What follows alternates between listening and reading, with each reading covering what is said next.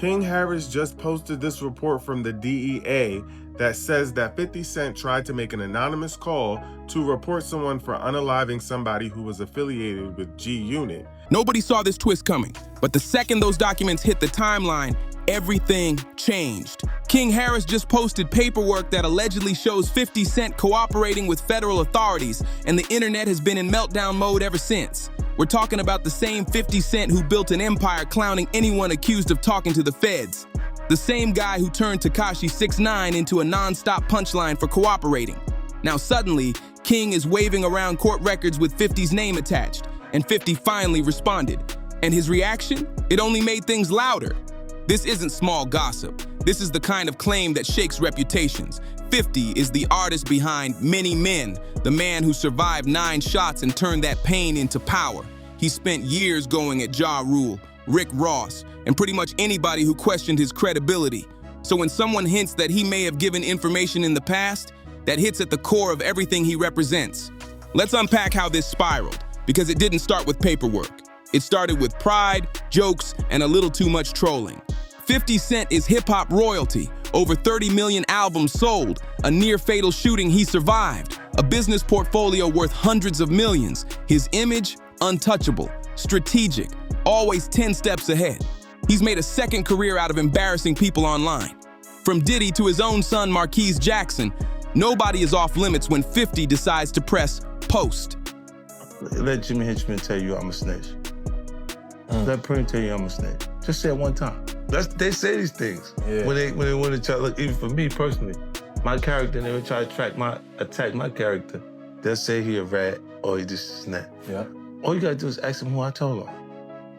Paperwork. I ain't never told on no nigga in my life, boy. Yeah. In the Preem situation, look at this case. It'll tell you who told on him. Right. My name ain't in that case. You see what I'm saying? But they talking about, they try to use that I needed to order protection, but why it feels like I'm the bully out here then? If I needed protection, you needed protection, nigga. And your protection gone. Now enter King Harris, T.I.'s son, trying to carve his own lane. Young, active on social media, showing off his music and lifestyle. Typical young artist energy. And sometimes, yeah, acting his age. That's when 50 started watching. At first, it looked like harmless trolling. King would post something flashy, and 50 would repost it with clown emojis and sarcastic captions. Standard 50 behavior, the type of online teasing he's known for. But this time, it didn't land the same. King didn't back down. Instead of ignoring it, he pushed back. He called 50 out for targeting someone younger. He basically said, "Why are you so focused on a teenager?" That's when things shifted, because when 50 feels challenged, he rarely steps away. The post got sharper. It wasn't just jokes anymore. 50 started questioning T.I.'s parenting. He hinted that Tip couldn't control his son. He suggested King didn't have real credibility. That's when it stopped feeling like playful internet drama and started looking personal. I stayed quiet for a while, maybe hoping it would fade out. But 50 kept posting. And then he took it further. He brought Tiny into it. Tameka, Tiny Harris, King's mother, suddenly became part of the conversation. 50 posted side-by-side photos from different years, making comments about her appearance and referencing past allegations that she and T.I. had publicly denied and were never formally charged over. That move, a lot of people said that crossed the line. King went live, clearly heated. Over 200,000 viewers tuned in while he addressed it in real time. Raised like that, I don't go. I'm not going about my mama. I'm not going. And post a picture that look better than my mama and pay respect. Post my mama like your mama ain't dead. Go put some flowers on that grave. He made it clear that jokes about him were one thing, but bringing his mother into it was different. From my perspective, that's the moment this stopped being regular rap trolling and turned into something deeper. Some people online were saying King should chill because 50 has destroyed careers before. Others argued he had every right to defend his family. But behind the scenes, something bigger was brewing. Because while 50 was posting memes, King was digging. Instead of just trading insults, he allegedly started researching 50's past legal history. And then came the bombshell. Court paperwork shared publicly, suggesting that 50 may have cooperated with authorities years ago during a case. Now let's be clear, documents can be misinterpreted. Legal language is complicated.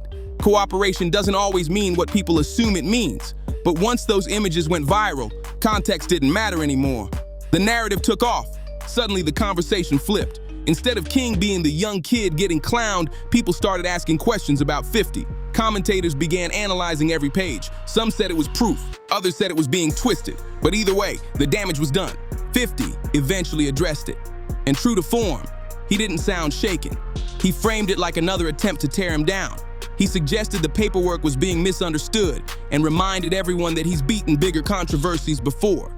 But the fact that he had to respond at all, that alone shows how serious this got. Here's why this feels bigger than a normal rap feud. King Harris just posted this report from the DEA that says that 50 Cent tried to make an anonymous call to report someone for unaliving somebody who was affiliated with G Unit.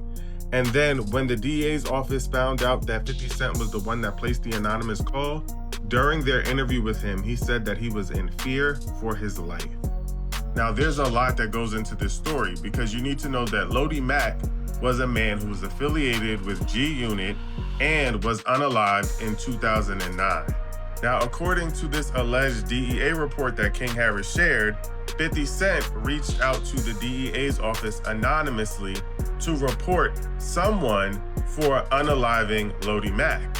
Now, in that report to the DEA, the man that was named as the potential unaliver was Jimmy Henchman, a well-known hip-hop music executive. 50 built a brand around exposing alleged informants. He's made it a running theme in his career. So when someone throws that same energy back at him, it creates a different kind of tension.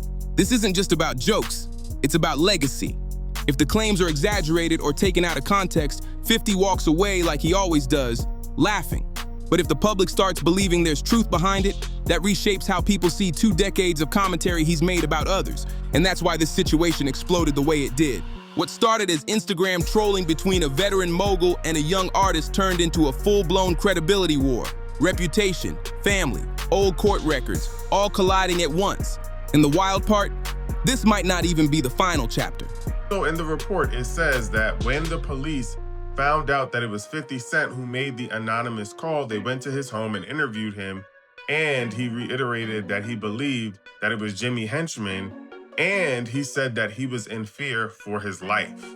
Now, according to this report, 50 Cent and other reports say that 50 Cent said the reason that he believed that Jimmy Henchman was responsible for the unaliving of Lodi Mack is because affiliates of G Unit had assaulted Jimmy Henchman's 14-year-old son prior to Lodi Mack being unalived. Now, in addition to that, in the report, it says that 50 Cent also told the officers that he was in fear for his life because Irv Gotti and Supreme allegedly hired someone to try to take 50 Cent out. Now, Jimi Hendrix did wind up going to jail for both being the head of a trafficking ring. 50 kept it going. More memes, more sarcastic captions, more posts treating King Harris like he was just some loud kid who didn't deserve serious energy. He'd repost King's content and throw lines on it like, T.I., come get your son before I really hurt his feelings. Or, this boy really thinks he tough. The tone, pure mockery. And he made sure millions saw it. But King wasn't shrinking back. He started uploading videos calling 50 a bully. He said the rap legend was insecure and needed to target younger artists to stay in the spotlight. From my point of view, King's angle was clear. He wanted people to see a different side of 50. He even pointed out the age gap, basically saying it didn't make sense for a nearly 50-year-old mogul to be locked into online back and forth with a teenager. And the wild part? Those posts were pulling thousands of likes. The comments were backing him up. People were noticing he wasn't intimidated. Now Little King posts this paperwork, right? And here's the thing I don't like about this paperwork. This is an actual case. For those of us that know, we know this is an actual case. Eventually, T.I. stepped in during an interview. He kept it respectful. He said he still had love and respect for 50, but he didn't understand why the trolling wouldn't stop. He mentioned that King is young, still figuring things out, still growing. From how it sounded, T.I. was hoping this would cool off quietly. It didn't. Instead, 50 reposted the interview clip with laughing emojis. No apology, no step back, just doubling down. That move told everybody he wasn't planning to let this fade out anytime soon. Then came March 15th, 2024. That's when King Harris shifted the whole narrative.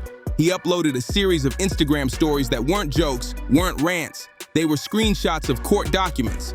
And the caption, he basically framed it like, if we're talking about who's real and who's fake, let's revisit 2005. Listen, at this point, y'all might as well go tell Zonique to go grab the OMG girls, go give Messiah his guitar, and give Eris a microphone with no auto-tune because that little baby can sing, because the Harris family is not playing about Tiny. Damani just dropped a diss track, King just dropped a diss track, NTI on his 4th diss track. They are not playing. I'm gonna start with Damani because bro was so cold, he was giving me J. Cole vibes the whole time. Then King came with a picture of 50 Cent mama on the shirt. He didn't put the blunt to the shirt and all that. He sounded like Lil Wayne. And then T.I. on his 4th diss track, he said, every time you bring up my wife, I'm gonna keep talking about you. So that's why he keep going. And listen, I don't wanna hear that they doing too much and they dragging it because 50 Cent started it by posting Tiny over something that didn't even require none of that. All of this stemming over a versus battle is dumb. Like T.I. kept wanting to battle 50 Cent. I guess 50 Cent said no, and T.I. was like, well, if he's scared, give me somebody else from New York because New York be popping it, all this stuff like that. And then 50 Cent posted Tiny out of nowhere. So it's kind of like, why would you do that? He straight up suggested that 50 was the biggest informant in hip-hop and claimed people were too scared to say it out loud. That's when the timeline froze. The documents appeared to come from a federal case, and 50 Cent's legal name, Curtis Jackson, was visible on multiple pages. Within minutes, people were screenshotting everything. Posts were spreading across Instagram, X, TikTok, everywhere. In less than an hour, both 50 Cent and King Harris were trending worldwide. This wasn't playful trolling anymore. This was a credibility challenge. Now, here's where context matters. The paperwork King shared was tied to a 2005 federal case involving Kenneth Supreme McGriff. If you know 50's story, you know that name isn't random. McGriff was a major figure in Queens, New York, known for leading the Supreme team in the 1980s. By the early 2000s, he was trying to transition into the music world, but there was tension between him and 50. There have long been street rumors that McGriff had connections to the 2000 shooting where 50 was hit 9 times. 50 survived, rebuilt himself, and later dropped Get Rich or Die Tryin', which turned him into a superstar. Around that same era, he also released Ghetto Quran, a track that mentioned various individuals and described alleged street operations in detail. That song stirred serious controversy. According to federal prosecutors at the time, McGriff was accused of orchestrating violent acts, including alleged retaliation linked to that ongoing tension. Multiple high-profile cases were investigated during that period, including the tragic passings of Eric E. Moneybags Smith and Jam Master Jay. Authorities believed there were connections between those cases and broader conflicts, though those situations were complex and developed over years of investigation. Now here's the key part. The documents King posted suggested that during the federal case against McGriff, Curtis Jackson was listed as a cooperating witness. That phrase, cooperating witness, is where everything gets complicated, because cooperation can mean different things. Sometimes someone is subpoenaed and legally required to speak. Sometimes they volunteer information. Sometimes it's simply confirming facts investigators already have. The paperwork King shared appeared to indicate that 50 had meetings with federal agents and provided information regarding threats and activities tied to that case. But here's what people online immediately started debating. Does that automatically mean he told? Or was he legally obligated? Or was he simply protecting himself after surviving a serious attack? Those questions exploded across social media. Supporters of 50 argued that if someone tries to end your life, you have every right to speak to authorities. Others said that given how often 50 has criticized other artists for cooperating, the optics don't look good. And that's really what this comes down to, optics. Because in hip-hop culture, perception can matter just as much as facts. At this point, the feud wasn't about memes anymore. It was about whether one of the most outspoken critics of snitching might have been involved in cooperation himself. True or misunderstood, the allegation alone was enough to shake the conversation. Times between 2003 and 2005. The filings times between 2003 and 2005. The filings claim he provided information about threats allegedly made against him by Kenneth Supreme McGriff and people connected to him. One section reportedly stated that Jackson gave detailed accounts of conversations and incidents that supported other evidence investigators were already building. Now here's where it got sensitive. The paperwork suggested these meetings happened before he was officially required to testify. And in hip-hop culture, that distinction matters. There's a difference between being legally ordered to speak in open court and choosing to meet with authorities behind closed doors. At least that's how many people online were framing it. One of the documents that spread the fastest was an FBI 302 form, the standard report agents used to summarize interviews. The form, dated August 2005, described a meeting where Curtis Jackson allegedly discussed McGriff's involvement in the music industry and outlined activities investigators were examining. The report characterized him as cooperative and forthcoming. Another filing suggested that the information provided helped support requests for wiretaps on McGriff's phones. In federal cases, wiretaps require judicial approval and probable cause. Witness statements can play a role in establishing that. So when people read that part, some interpreted it as 50's input being significant in the broader investigation. King Harris didn't just upload the paperwork and log off. He went live and gave his interpretation of what it meant. From his point of view, he was calling out what he saw as hypocrisy. He basically argued that the same artist who built a reputation criticizing others for cooperating had, according to public records, done something similar. His tone was intense. The live pulled in hundreds of thousands of viewers, and the comments were split right down the middle. Some viewers said 50 had every right to protect himself after surviving a near-fatal shooting. Others insisted that cooperation is cooperation, no matter the reason. The debate wasn't calm. It was loud, emotional, and deeply divided. King also emphasized that the documents were public record and tied to the case United States versus Kenneth McGriff. He encouraged people to look it up themselves. He pointed to the timeline, arguing that meetings appeared to take place before any formal court order required testimony. To him, that detail mattered. But there was another layer that complicated everything.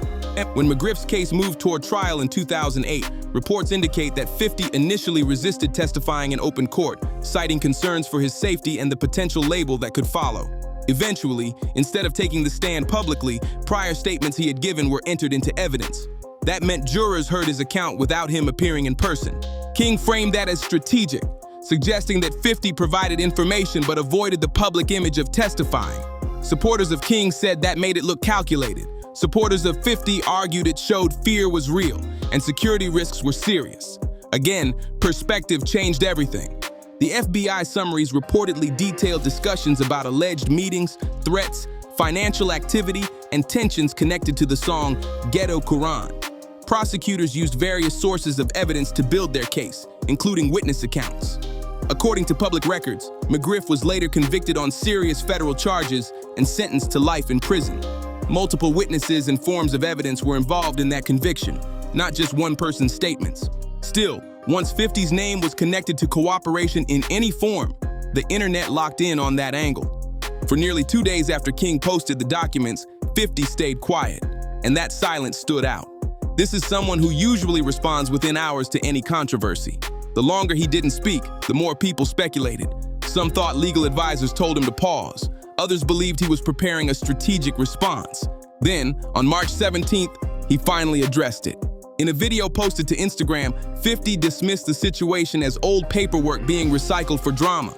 He argued that when someone tries to end your life and you survive, you have every right to defend yourself. He implied that authorities approached him during an active investigation and that he didn't initiate contact out of nowhere. From his perspective, there's a difference between protecting yourself after being targeted and voluntarily trying to harm someone else's case.